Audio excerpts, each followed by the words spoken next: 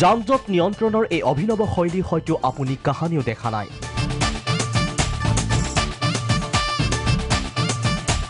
নাচি বাকি এইগৰাকী যুৱতীয়ে নিয়ন্ত্ৰণ কৰিছে যান-জঁট।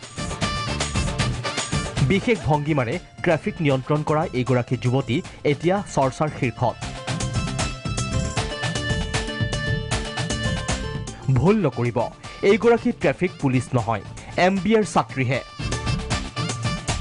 ইণ্টাৰ্ণী হিচাপে চেচাই ইন্দোৰৰ ৰাজপথত ট্ৰেফিক পুলিচক সহায় কৰিছে ছাত্ৰীগৰাকীয়ে।